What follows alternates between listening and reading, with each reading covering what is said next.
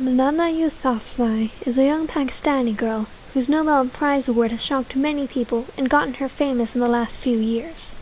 She is a women's rights activist specifically towards education. This is because Malala was born and raised in Swat, Pakistan on July 12, 1997. Her father was a well-known teacher.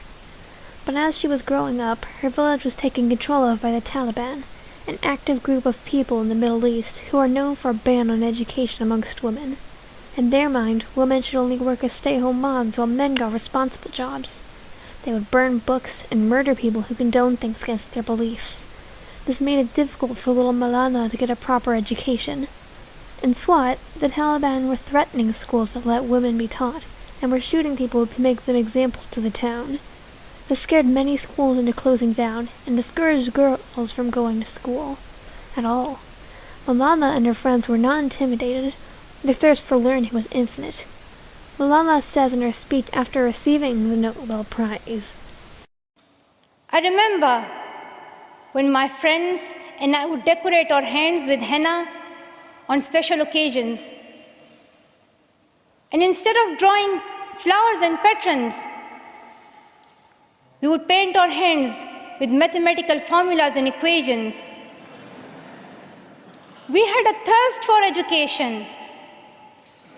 We had a thirst for education because our future was right there in that classroom." As schools were being burned down, she felt that something had to be done. Then one day, a journalist asked her father about young people who could tell about life in a town under influence by the Taliban. This led her to create an anonymous blog on BBC called Diary of a Pakistani Schoolgirl. There she could vent her thoughts about the horrible tragedies happening in her homeland. Her blog gained popularity quickly, but Malala also wasn't afraid of being recognized. Malala would frequently speak on TV to criticize the Taliban's methods. "How dare they take away my right to education?" she said once on Pakistan television. But her being thrust into the spotlight also brought many dangers. Malala recalls that one day, she was walking past a man on the road. She heard him say, "I will kill you," so Malala quickened her pace. But when she looked back, the man wasn't pursuing her. He was talking on a mobile phone. She assumed that he was just threatening someone else over a line, but this didn't stop her fear, as the Taliban were taking more and more rigorous actions towards female education. At one point, Malala's mother was so scared for her daughter's safety that she told Malala to ride the bus instead of walk. This ended up turning into the very thing that would get her harmed. On October 9th of 2012, Malala was riding the bus with many of her friends when suddenly the bus was stopped. Moniba, Malala's close friend, can recall the incident clearly. Two college-looking men had stopped the bus and asked for Malala. Moniba thought they were journalists, but she knew that Malala had felt as if she were in danger. The people on the bus turned to look at Malala, signaling to the men that this was the girl they were looking for. They then fired 3 shots towards Malala. 3 girls in the seat, Malala included, were injured, but Malala suffered the worst of it. A bullet had hit Malala above her left eyebrow, and then lodged itself in her left shoulder. Malala had to be flown out of Swat to a better hospital. As she lay on her presumed deathbed, news got around about her incident. Everyone was saying that the Taliban had shot a young girl for wanting basic human rights. Many people around the world were rooting for Malala, and she did recover after a long surgery. Despite her tragedy, Malala was not frightened by the Taliban any more than she already was. She still spoke up for women and girls everywhere.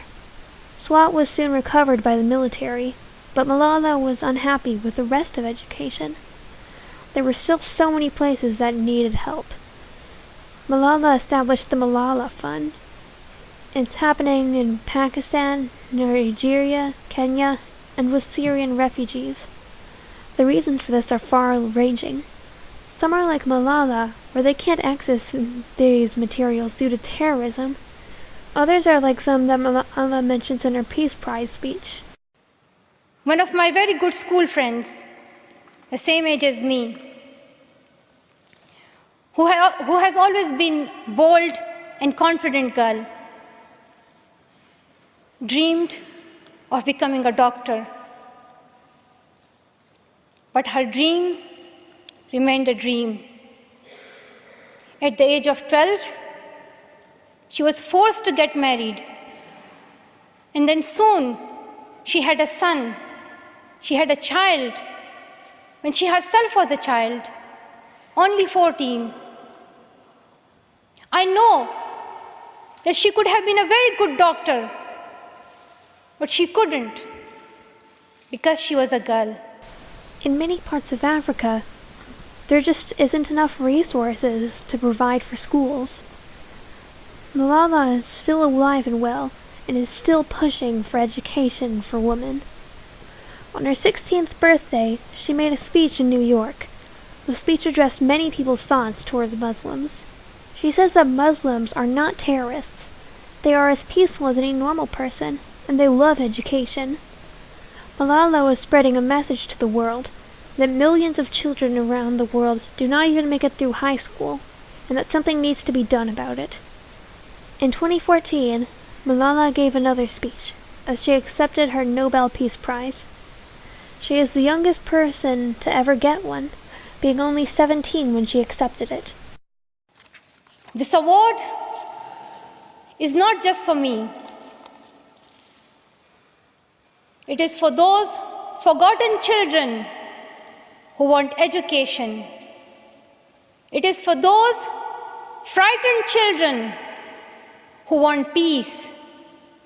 It is for those voiceless children who want change. I'm here to stand up for their rights, to raise their voice. It is not time to pity them. It is not time to pity them. It is time to take action.